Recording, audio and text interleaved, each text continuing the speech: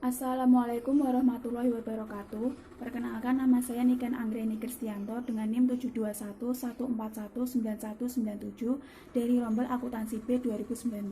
Saat ini saya akan mempresentasikan mata kuliah Sistem Informasi Manajemen bab 9 mengenai keamanan informasi. Keamanan informasi adalah perlindungan baik peralatan komputer dan non-komputer, fasilitas, data, dan informasi dari penyalahgunaan pihak-pihak yang tidak berwenang. Tujuan keamanan informasi adalah satu, kerahasiaan. Perusahaan berusaha untuk melindungi data dan informasinya dari pengungkapan kepada orang-orang yang tidak berwenang. Dua, ketersediaan. Tujuan dari infrastruktur informasi perusahaan adalah menyediakan data dan informasi sedia bagi pihak-pihak yang memiliki wewenang untuk menggunakannya.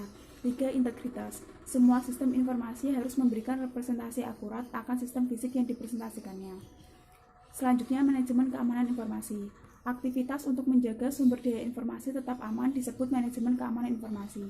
Sedangkan aktivitas untuk menjaga agar perusahaan dan sumber daya informasi tetap berfungsi setelah adanya bencana disebut manajemen keberlangsungan bisnis.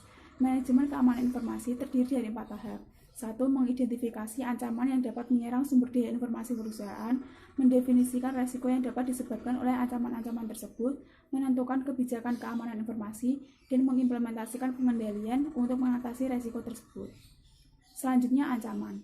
Ancaman keamanan informasi adalah orang, organisasi, mekanisme, atau peristiwa yang memiliki potensi untuk membahayakan sumber daya informasi perusahaan. Ancaman internal mencakup bukan hanya karyawan perusahaan, tetapi juga pekerja temporer, konsultan, kontraktor, dan bahkan mitra bisnis perusahaan tersebut.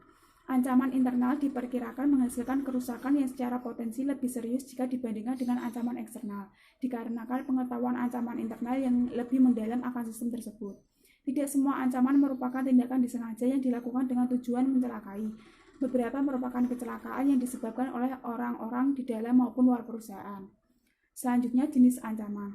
1. Malicious software atau malware, terdiri atas program-program lengkap atau segmen-segmen kode yang dapat menyerang suatu sistem dan melakukan fungsi-fungsi yang tidak diharapkan oleh pemilik sistem. Fungsi-fungsi tersebut dapat menghapus file atau menyebabkan sistem tersebut berhenti. 2. Virus, program komputer yang dapat direplikasi dirinya sendiri tanpa dapat diamati oleh pengguna dan menempelkan salinan dirinya pada program-program dan boot sistem lain. Ketiga, worm atau cacing, tidak dapat mereplikasi dirinya sendiri tetapi dapat menyebarkan salinannya melalui email. Keempat, Trojan horse atau kuda Troya, tidak dapat mereplikasi atau mendistribusikan dirinya sendiri, si pengguna menyebarkannya sebagai suatu perangkat. Selanjutnya, adware, memunculkan pesan-pesan ikan yang mengganggu. Selanjutnya, spyware, mengumpulkan data dari mesin pengguna. Selanjutnya, resiko. Resiko keamanan informasi merupakan potensi output yang tidak diharapkan dari pelanggan keamanan informasi oleh ancaman keamanan informasi. Resiko-resiko seperti ini dibagi menjadi 4. Pengungkapan informasi yang tidak terotorisasi dan pencurian, pengguna yang tidak terotorisasi, penghancuran yang tidak terotorisasi dan penolakan layanan, dan yang terakhir modifikasi yang tidak terotorisasi. Selanjutnya, persoalan e-commerce. E-commerce telah memperkenalkan suatu permasalahan keamanan baru.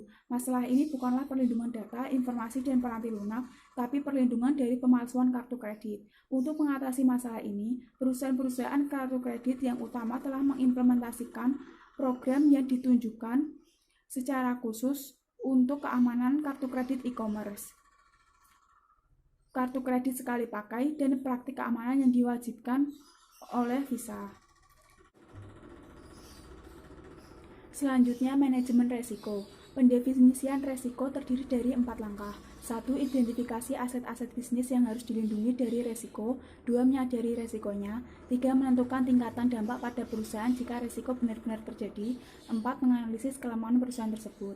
Tingkat keparahan dampak dapat diklasifikasikan menjadi 1. Dampak yang parah, 2. Dampak yang signifikan, dan 3. Dampak minor. Selanjutnya, kebijakan keamanan informasi. Ada 5 fase implementasi kebijakan keamanan. Fase 1, inisiasi proyek. Fase 2, penyusunan kebijakan. Fase 3, konsultasi dan persetujuan. Fase 4, kesadaran dan edukasi. Dan fase 5, penyebarluasan kebijakan.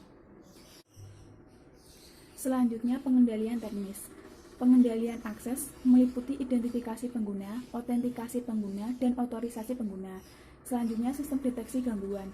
Logika dasar dari sistem deteksi gangguan adalah mengenali upaya pelanggaran keamanan sebelum memiliki kesempatan untuk melakukan kerusakan.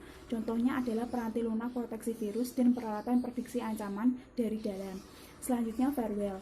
Firewall penyaring paket, firewall tingkat sirkuit, dan firewall tingkat aplikasi. Ada juga pengendalian kriptografis, pengendalian fisik, dan meletakkan pengendalian teknis pada tempatnya. Pengendalian formal. Pengendalian formal mencakup penentuan cara berperilaku, dokumentasi prosedur dan praktik yang diharapkan, dan pengawasan serta pencegahan perilaku yang berbeda dari panduan yang berlaku. Kemudian pengendalian informal mencakup program-program pelatihan dan edukasi serta program pembangunan manajemen. Selanjutnya sertifikasi profesional. Mulai tahun 1960-an, profesi IT mulai menawarkan program sertifikasi. Contohnya Asosiasi Audit Sistem dan Pengendalian, Konsorsium Sertifikasi Keamanan Sistem Informasi Internasional, dan Institut SANS. Kemudian yang terakhir, manajemen keberlangsungan bisnis. Manajemen keberlangsungan bisnis adalah aktivitas yang ditunjukkan untuk menentukan operasional setelah terjadi gangguan sistem informasi. Ada 3 sub rencana umum, yaitu rencana darurat, rencana cadangan yang meliputi redundasi, keberagaman, dan mobilitas, yang terakhir rencana catatan penting.